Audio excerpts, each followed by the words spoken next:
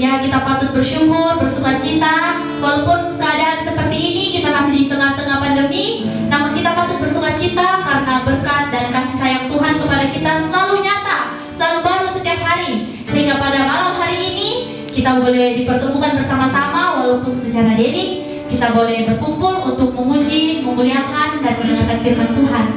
Oleh sebab itu, sebelum kita memulaikan ibadah kita, mari kita mengangkat pujian, Bapa, Kau sungguh baik.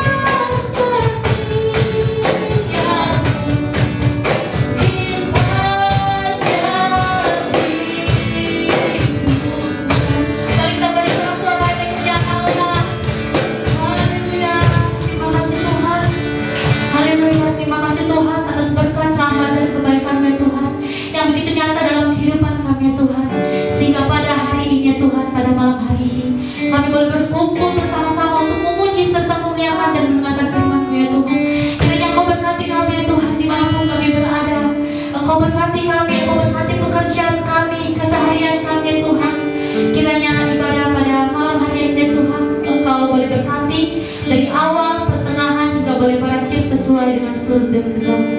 Kiranya kehendak-Mu yang jadi dalam kehidupan kami Tuhan. Haleluya. Amin. Masih semangat untuk memuji memuliakan nama Tuhan? Amin. Pada malam hari ini kita akan membesarkan, memuji serta memuliakan nama Tuhan. Mari kita mengangkat pujian yang berkata, terpujilah nama-Mu Tuhan.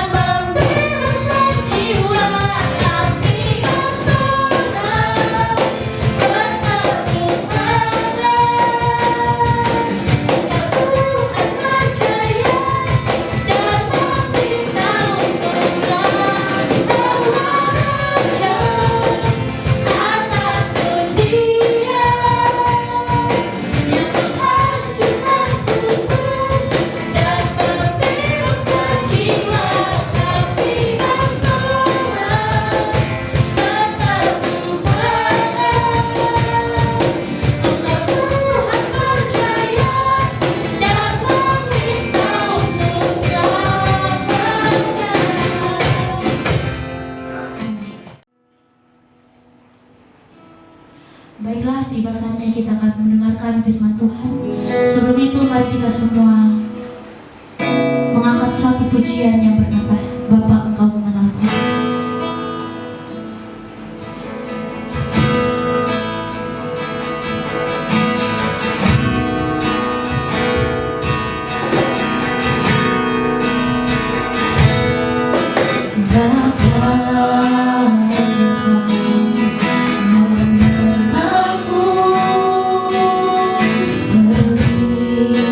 Dari siapapun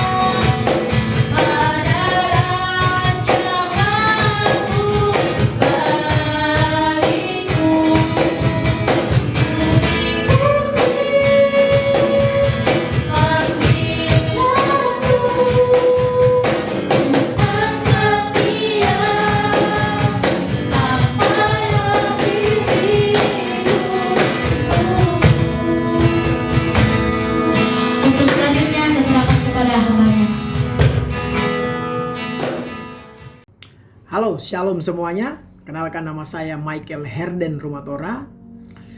Terima kasih untuk adik saya Julio De Fretes yang sudah menghubungi saya untuk saya diberikan kesempatan untuk menyampaikan firman Tuhan hari ini. Dan terima kasih juga kepada ketua, sekretaris, dan semua pengurus persekutuan mahasiswa di Kota Palu. Haleluya. Sebelum kita mendengarkan firman Tuhan, mari kita bersatu dalam doa. Bapa yang baik, kami sangat mengucap syukur karena Engkau kumpulkan kami di dalam persekutuan yang indah, yang manis ini Tuhan. Saat ini kami akan dengarkan kebenaran firman Tuhan. Roh Kudus berikan hikmat pengertian kepada kami untuk kami dapat mengerti lebih jauh apa maksud Tuhan di dalam kehidupan kami, apa-apa yang harus kami lakukan yang sesuai dengan kehendak Tuhan, supaya hidup kami senantiasa berdampak baik bagi pertama-tama diri kami, lalu kepada orang lain, dan nama Tuhan Yesus dipuji dimuliakan lewat kehidupan kami. Terangi hati kami, terangi pikiran kami dengan cahaya Injil-Mu. Roh Kudus berikan pengertian, mampukan kami untuk dapat menjadi pelaku-pelaku firman Tuhan. Dalam nama Tuhan Yesus Kristus, semua yang siap diberkati, sama-sama kita katakan amin. Puji Tuhan. Haleluya. Mari kita buka Alkitab kita di dalam 2 Korintus 3 ayat yang ke-17. 2 Korintus 3 ayat yang ke-17.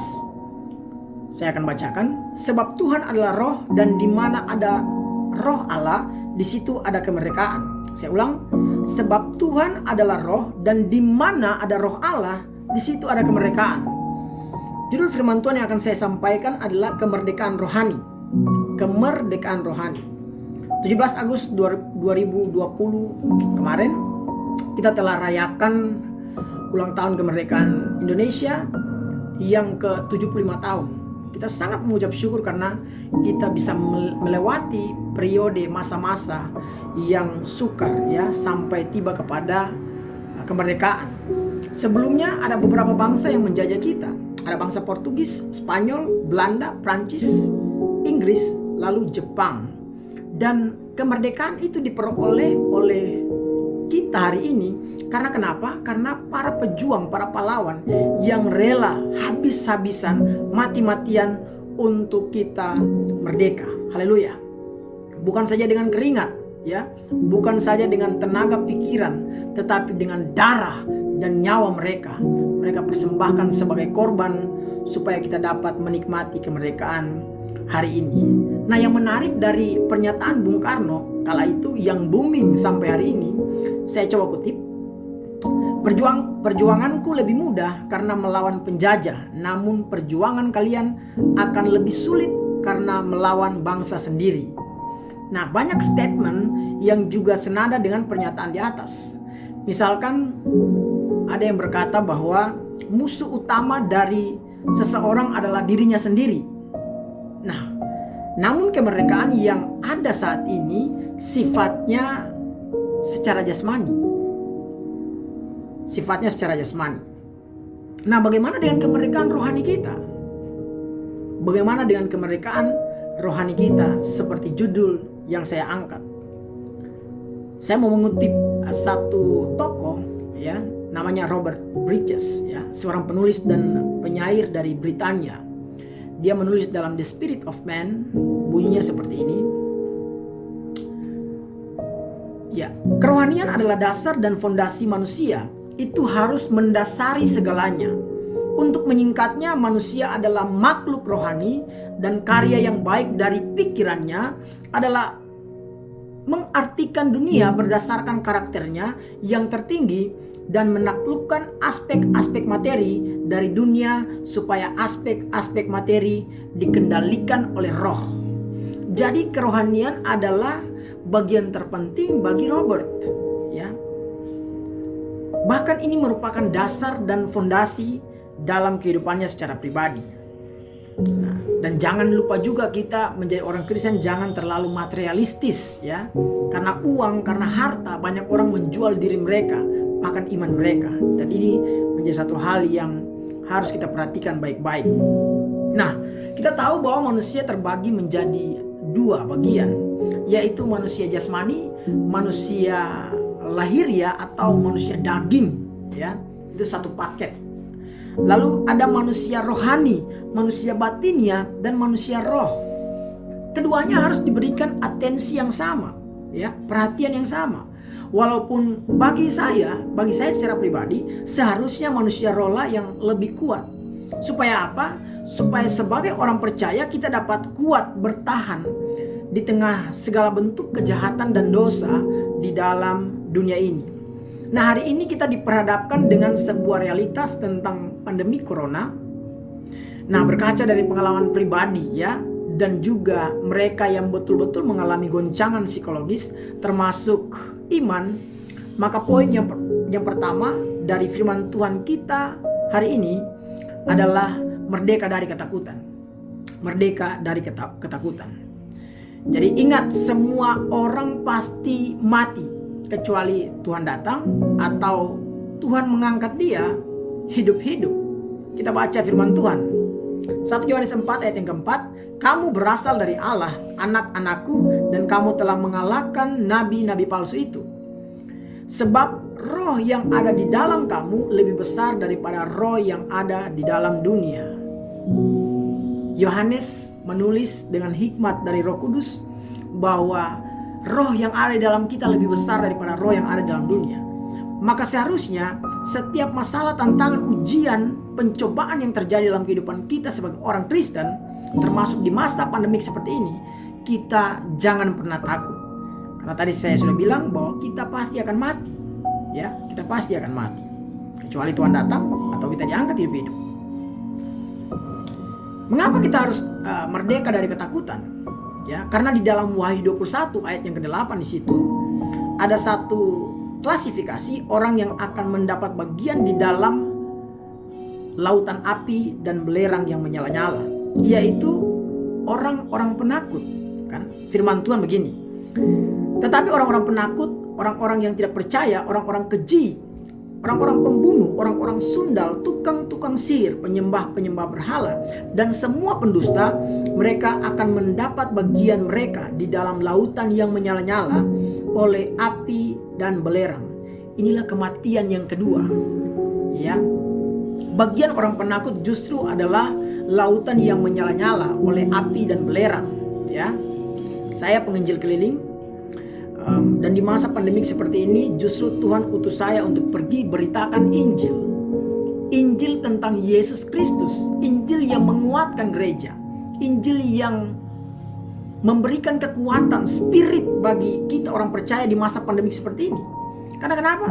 Ternyata banyak hamba-hamba Tuhan juga yang sudah tidak menyuarakan Injil, yang tidak membangun iman, malah meruntuhkan iman. Bukan menguatkan iman, malah melemahkan. Nah, ini menjadi awasan bagi para hamba Tuhan juga. Ke Palu, ke Ternate, ya. Lalu hari ini saya di Manado dan nanti saya akan berangkat lagi ke daerah Ternate. Karena kenapa? Karena ini masa yang terbaik, ini masa yang tepat bagi saya secara pribadi untuk Injil dikumandangkan, ya, dibumingkan, diviralkan lebih dahsyat lagi, dan harusnya kita turut ambil bagian di situ sebagai orang-orang Kristen, ya, bukan saya sebagai hamba Tuhan, sebagai orang-orang Kristen yang percaya kepada Dia. Ketakutan tertinggi, ya, adalah kematian.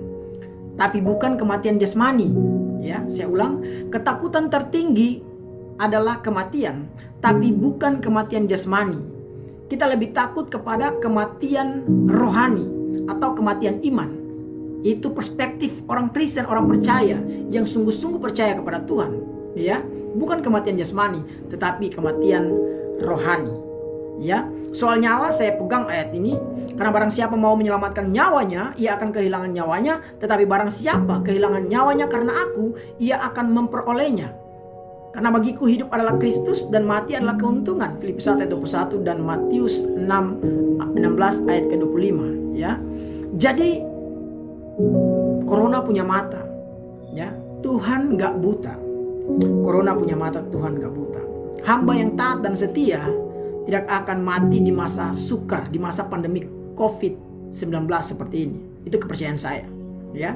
Kalaupun harus mati karena virus, kita akan hidup bersama Kristus, ya. Jadi jangan pernah takut, Kita harus percaya bahwa Tuhan menyertai kita, orang-orang yang sungguh-sungguh berharap hidup di dalam Tuhan, mengandalkan Dia sepenuhnya. Yang kedua, kita harus merdeka dari kekhawatiran kita. 1 Petrus 5 ayat 17 berkata, serahkanlah segala kekhawatiranmu kepadanya, sebab Ia memelihara kamu. Anak muda biasanya mengkhawatirkan yang pertama, pasangan hidup. Jangan bohong. Pasti ya, kecuali dia mau melajang. Lalu ada pekerjaan, ada keuangan. Anak muda zaman sekarang sudah pikirannya sudah seperti itu. Lalu sebagai mahasiswa, takut IP-nya jelek, tugas-tugas dari dosen ya banyak harus dikerjakan. Ya ada kekhawatiran di sana. Lalu ujian semester, skripsi kalau bikin skripsi ya, dan lain-lain masih banyak ya yang bisa kita sebut satu persatu. Di masa pandemik seperti ini nambah lagi kekhawatirannya. Misalkan kuota harus diisi untuk bisa kuliah online kalau online ya. Lalu ada handphone, ada mahasiswa yang saya tahu yang nggak punya handphone, nggak punya kuota, ya nggak punya uang, ya. Udah gitu nggak ada subsidi dari pemerintah, harus bayar sendiri, ya harus bayar sendiri. Uang semesternya tetap, ya segala-galanya tetap ada, nggak dikurangi, tetapi malah nambah biaya untuk kuliah. Nah, tapi ingatlah bahwa Tuhan menghimbau kita, Tuhan mengarahkan kita supaya kita serahkan segala kekhawatiran kita kepadanya, sebab Ia memelihara hidup kita. Ya, kalau kita serahkan kepada Tuhan, jangan kita ambil lagi. Banyak orang percaya, mereka menyerahkan kekhawatiran mereka. Mungkin mereka berdoa kepada Tuhan. Setelah amin, mereka ambil kembali kekhawatiran mereka. Ya. Ketika kita menyerahkan kepada Tuhan segala kekhawatiran kita, permasalahan kita bawa di dalam doa dan permohonan dengan ucapan syukur, percaya saja, maka Ia akan bertindak.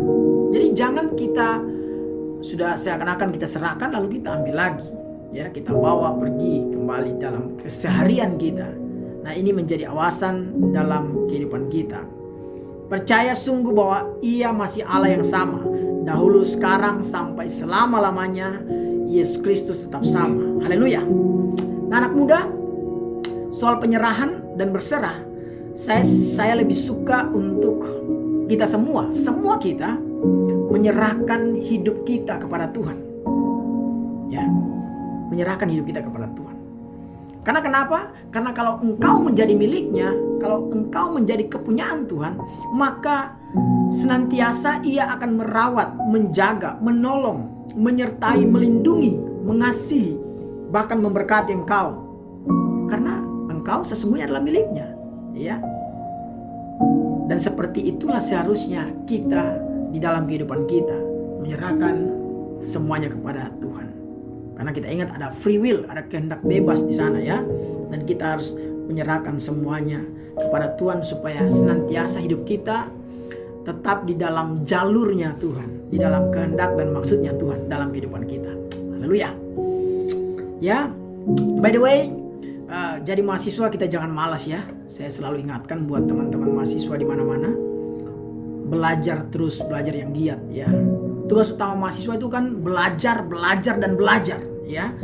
Banyaklah membaca ya supaya kita punya pengetahuan itu bertambah. Jangan bicara tapi banyak sekali bicara tapi kosong, gak ada isinya ya. Itu pun harus diperhatikan ya, karena di dunia ini selain maha kuasa ada mahasiswa. Kita juga punya predikat maha di sana. Jadi kita harus perhatikan baik-baik ya. Label itu bukan sebatas predikat untuk bangga, sombong atau apa ya, mahasiswa.